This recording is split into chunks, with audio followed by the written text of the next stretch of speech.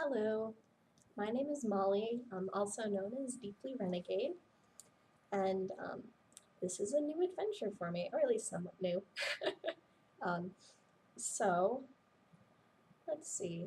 Back in April, I started podcasting with Joyoti of Joy and Smiles, and then fast forward to, no, it wasn't April, it was sometime in March.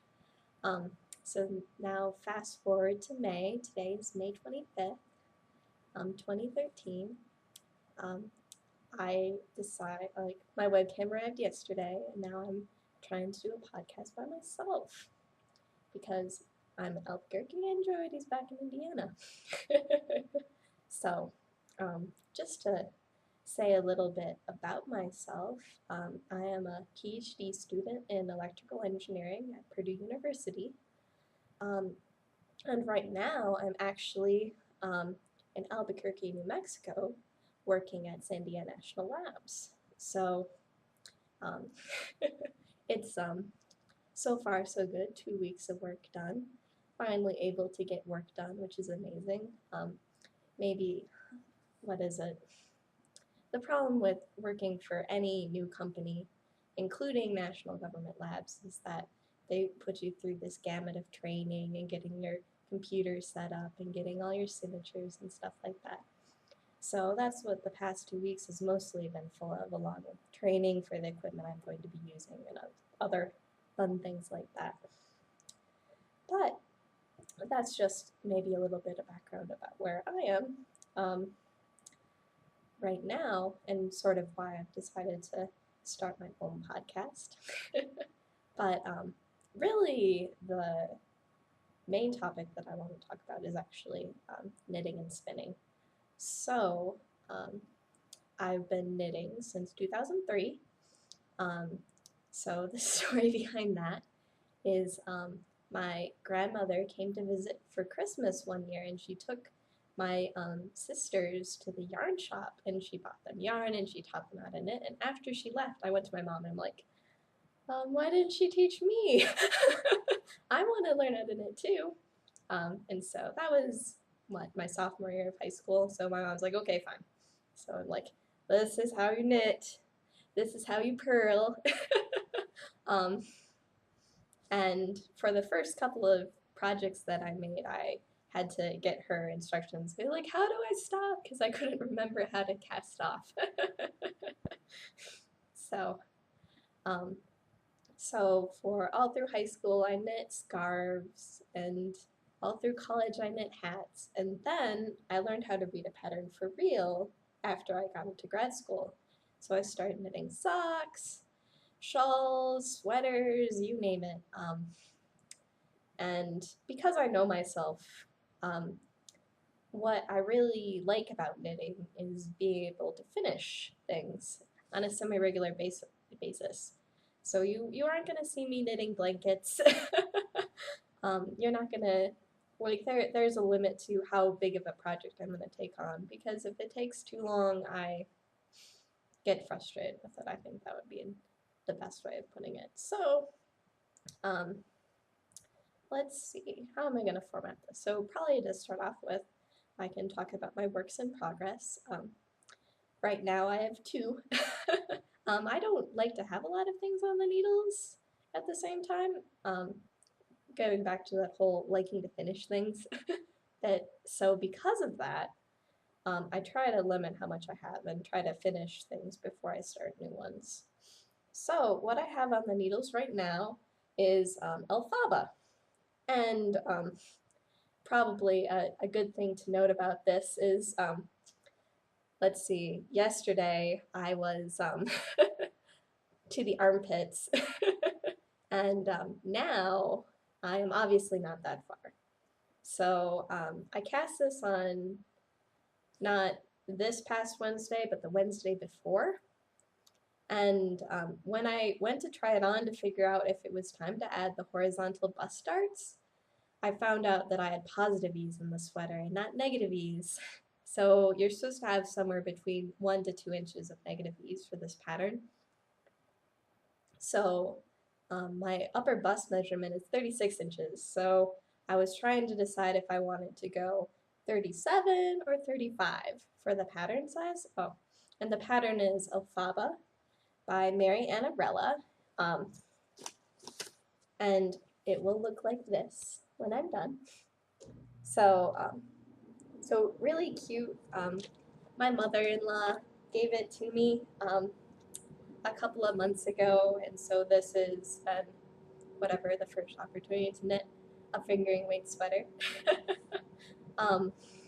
So, yep. So I cast on for the 37, and it was all wrong. It had like an inch of positive ease.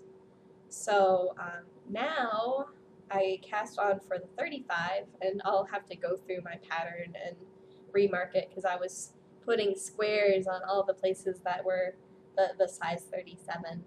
And hopefully it's smooth sailing from here on out. So I went to the local yarn shop for the first time yesterday and basically sat there and ripped out the sweater and then cast on anew.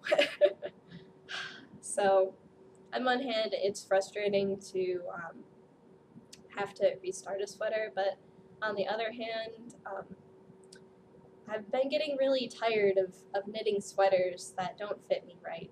So my last 2 sweaters have been really great. So I'm hoping to continue that streak of learning about what works for me and what ends up looking good. So along those themes as well, what came in the mail along with the webcam was this book. So I think this is because I've ordered knitting books on Amazon before. So and it was interesting because I had read her blog, I had read her entire Knit to Flatter and Fit series, and then I hadn't realized that she took it off her blog when she published the book. So I haven't really had a chance to really look into it and dig deep, but it comes highly recommended from a lot of people. I read her series before and it was very good and interesting. And what is it? So there are like 20 sweater patterns in here, so it'll be nice to see these and maybe get more of a sense of rocking sweaters, if that makes if you catch the stranger in a strange land reference. So I'm hoping to learn a lot with this because sweaters are just too big of a project to not know what you're doing and to not think about. You have to think carefully about sweaters, or a lot more carefully about sweaters than you do socks or hats or something like that, just because they're so much bigger, there's so much larger investment in time and money that I want to get it right. And because they're complicated, there's so much that I don't know still about sweaters, and it seems like it would take forever to knit individual patterns one after another and figure out what is going on there. So that's sort of my sweater spiel for now. And based on the recommendations of the book, I probably should be knitting a square neck pullover, but whatever, I think I can pull off the look. Based upon my whatever body shape. Now, my other work in progress I haven't been working on very much lately. And the short answer is that, so I'm looking down on it right now. The short answer is that the tool that I was using to place beads on the border is lost somewhere in a parking lot in Amarillo, Texas. So because of that, it's been on hold for whatever the past 2 weeks because I haven't been able to do anything on it. But I'm like 2/3 of the way through the border now. Like it's getting to the point where there's a hope of finishing one day. And this is mostly just because I like knitting projects that I can take everywhere, and it reached the point of not being able to take it places a while ago. And it really slowed down a lot once it came to that point. So I'm working on the Evenstar Shawl by Susan Pendorf. of sunflower designs. And this guy's a beast. It is quite massive. um, Massive and gorgeous and just a really fantastic challenge. But as you can tell, I probably wouldn't have left. So I'm partway through a row on the border because I, honest to God, lost it in a parking lot. So so I was just getting ready to put down the beads, and it's like, wait a second, where's my tool? So yeah, and I've been working on this since October of 2012, which is probably the longest that I have ever worked on a knitting project before. Oh, I forgot to mention the yarn. So I'm using, for this project, I'm using wool Mysa lace in the Brombeer colorway. This was a weird different color, but it's still gorgeous. So I don't know if, oh, the colors are pretty off. It's a much warmer, redder color than a purple color. Let's see, I guess my shirt, no, you can't even tell. But yeah, no, the problem is my apartment is north facing and it's in the middle of a building and it's on the first floor. So I never get sun. So as a result, I was trying to record outside, but there is a limit to how weird I can act in a public place. And so my sweater that I'm knitting is also out of wool Mysa, but this is 100% wool or pure. It depends on when you've bought it. It's merino, fingering weight, 8-ply. I think the lace is also an 8-ply as well. So the colors are fantastic. I don't know if I could possibly ever really show.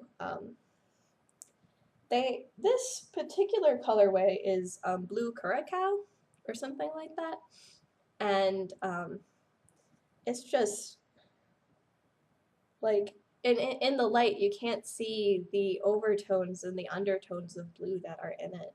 So it almost has like this tealiness to it, and then this darker. It's gorgeous. It's something to be seen in the sun.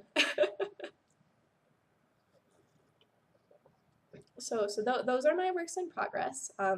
I guess I will segue into my finished objects. So the last thing that I finished, which was as I was driving from Indiana to Albuquerque, was Kai May by Cookie A. So this is one of the socks. I'm actually wearing the other one. It's probably a more green than what's showing up on the screen. And I ended up making a couple of modifications to this. I've also been wearing this as well, so you can see maybe a little bit of felting and fuzziness. So this is out of Miss Babs Northumbria. It's 100% BFL base, and I don't know, to show off the eye of partridge. The eye of partridge looks really great on this sock. I ended up having to make some modifications because I like to have like really long heel flaps, and the pattern called for a not very long heel flap. So I ended up ripping out and going through and doing a lot of things in order to make it work. So what I decided on was I increased the size of the lace panel so that instead of 4 strands, it was 6 strands, which made it a good bit longer.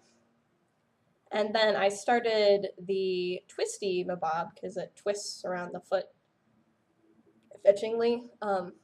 I started it at the top of the heel flap and just left the rest normal. And that was, but it took a couple of tries to finally hit upon what it was that I was looking for. So Let's see. So it's mostly 3x3 ribs, so it's pretty boring, straightforward knitting. Once you get to the heel flap lace panel, it becomes more complicated, but not too bad. It's pretty easy to read your knitting. The only problem I had with the pattern was if I screwed up on the pickup stitches stage, what ended up happening was I had to frog back that entire panel if I had dropped something or something was not quite right. It was a very hard lace panel to recover from, and I don't know if it counts as broomstick lace or something like that. I don't even know.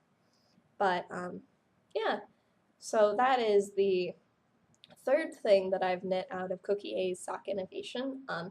The first thing I knit out of it was Bex because I wanted to make the most complicated pattern first. And then I knit Devon because my husband actually wanted to have fingerless mitts, so I used that pattern and I had changed it from a lace pattern actually into a cable pattern. So I was inspired. And now Kai Mei. I also brought the book with me. I'm actually looking at it. It's on the floor. Everything's scattered on the floor. You can't see how messy it is right now, which is fantastic. There are boxes all over the place from things that I've received in the mail. So I'm not sure what the next pattern I'm going to knit out of it, but I wanted to make sure I had it with me, whatever, for these 7 months that I'll be in Albuquerque. So let's see, what next? So in terms of future plans, after I finish the Evenstar, I'm planning on starting a shawl for my grandmother. I told her about this back in October and then cast on Evenstar and then was going to start it as soon as I finished. And well, you see how that goes. So it's actually, I can quick grab the yarn and the pattern.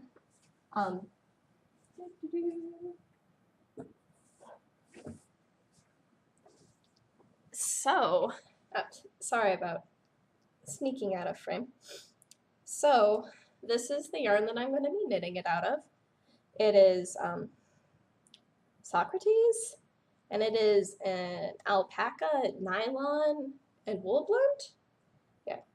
Oh, baby, 30% baby alpaca, 30% merino wool, 20% bamboo, and 20% nylon. So, I ended up getting this on a clearance sale because one of the places that sell yarn in town was going out of business. And it's a really cool looking fiber. Basically I showed my grandma pictures of all of the yarn that I could have knitted out of, and this was the color that she ended up choosing. So the pattern that I'm going to be knitting is the Summer Bloom Shawl. So, awesome, wonderful. So, and the reason why I bought this magazine is actually because one of the knitters in my group, or in my knitting group back in Indiana, wrote a pattern, and she signed the copy for me because Peggy's awesome. So she wrote the pattern for the twist and shout dress. So it's just this cute little girl's dress. Let me actually flip to the pattern there. So here's the little girl in her dress. And I might end up be knitting this soon because one of my friends is having a baby. Which actually, I do have another FO. I had finished this hat for my friend. So it is a slightly bigger version of so slightly bigger than a newborn size hat for her child, which she's expecting in July. So I still have a little bit of time before I knit the little girl's dress, but it's just cute. But I'm actually flipping to the pattern for this one. Oh, let's see if I can find a bit. I found the pattern, but that isn't the same as a nice big picture of it. So this is a nice big picture of this shawl here. So it'll be very pretty. I still need to find beads for it. And I found a source of beads in town. There turns out that there's a bead store in town, which is exciting. So I'm hoping to have a chance to go to it sometime soon with this yarn, because it's a purpley gray and because it's alpaca, it dyes in a way that has like some of the fibers are red, some of them are blue, which makes it look purple. So I'm going to be visiting the bead store very soon because I would like to knit this. So I'm going to be going to the Beaded Iris and figuring out what exactly it is that I want to do for this shawl, because it calls for beads, and that's going to be really special looking once it happens. So it should work out. Let's see. And that, like, I'll probably end up casting on a pair of socks once I finish the sweater, but that's going to be in a little while. I definitely want to get cracking fairly soon on the shawl for my grandma. And so the reason why I have this card is that today was actually it was going on from Thursday, Friday, and today was the Albuquerque Fiber Fiesta. So I was pretty excited to find out that there was a fiber festival this weekend, and it was definitely interesting to go to. Well, it was, there were all sorts of different crafts there. So there was basket weaving, there was rugs, ridiculous quilts. Oh my gosh. I wouldn't want to compete in the quilt category at all. There were dolls, there were needle felting, there was weaving, spinning, there was just all, like, if it had something to do with textiles, it was there. And along with that, they also had like a selection of vendors, and they also had classes, but I decided not to do any of the classes. And mostly I went just because I wanted to be able to buy some fiber and yarn if it was really calling to me, but really I didn't end up seeing any yarn, which I had to own. Just because I have my box of stash and that is way more yarn than I can knit in how long I will be here. So it doesn't really make any sense for me to do that. And I have seen some of the vendors, or I did see at least one of the vendors when I went to Vogue Knitting Live in Chicago. So there's just all sorts of things going on.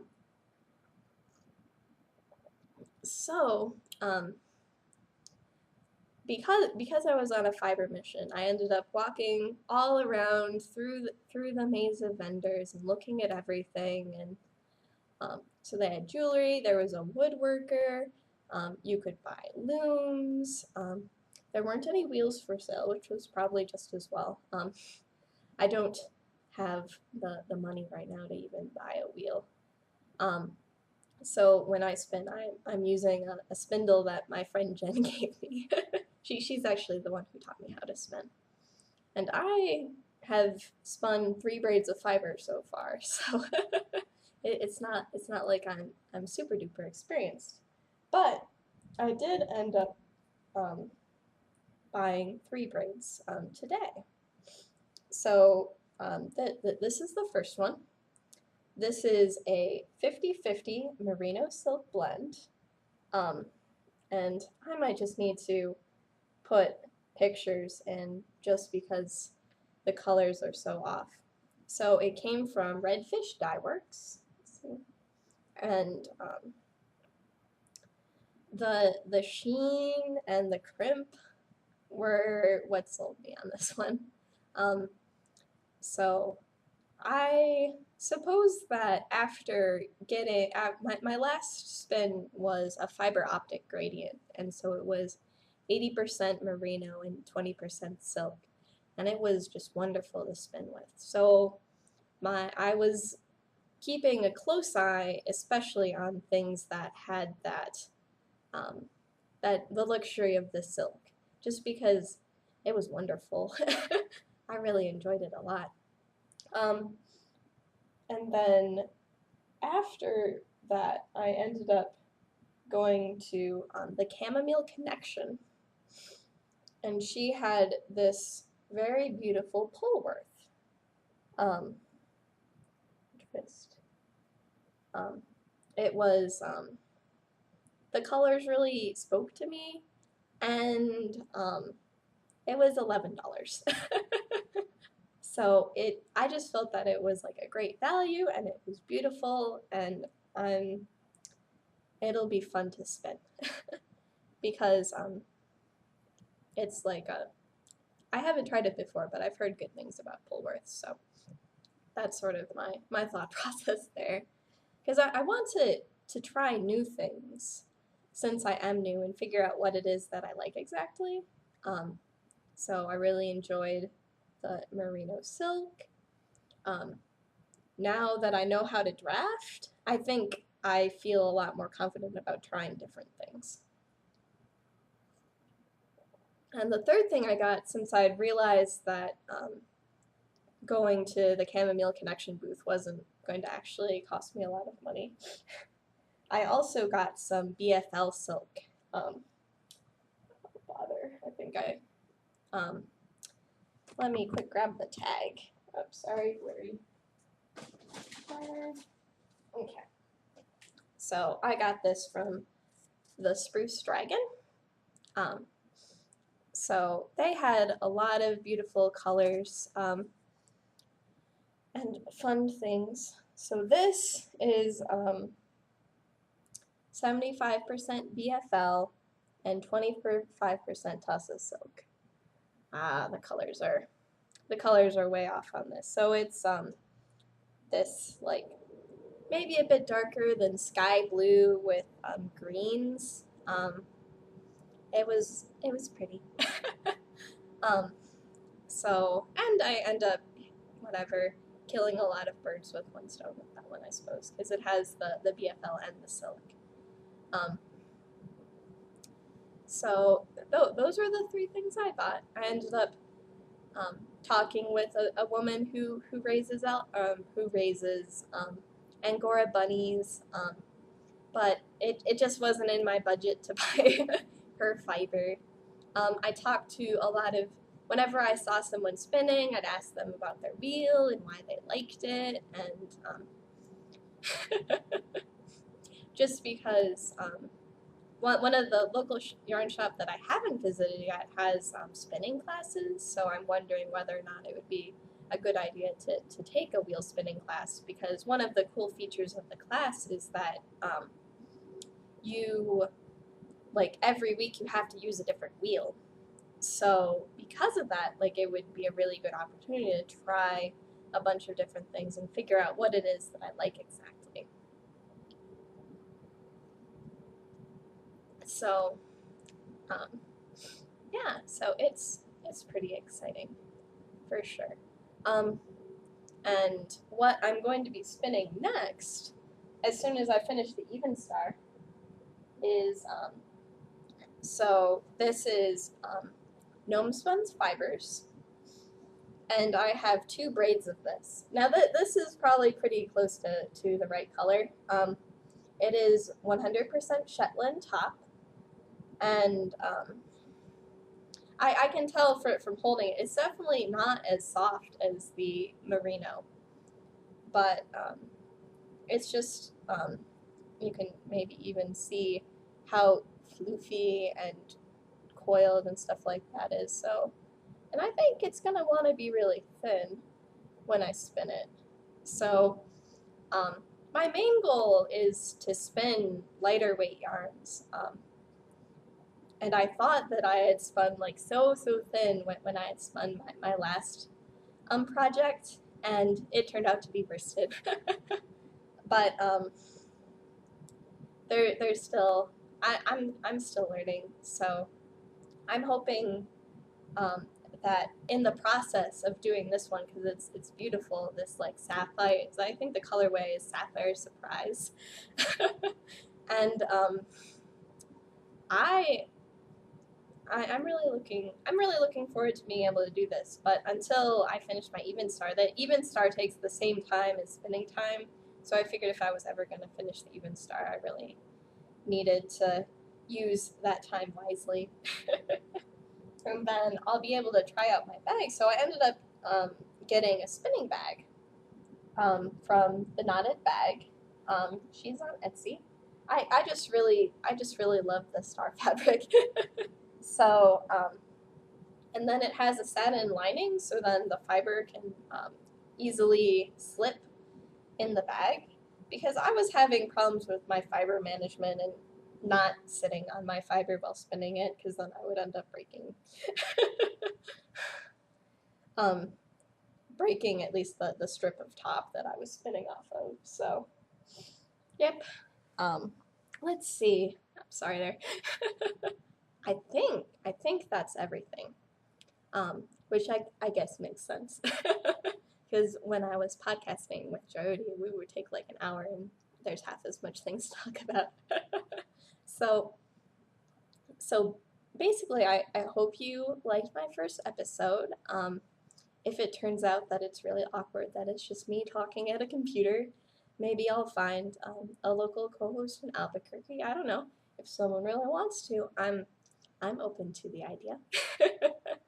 And I hope you guys all have a wonderful week. Take care. Talk to you later.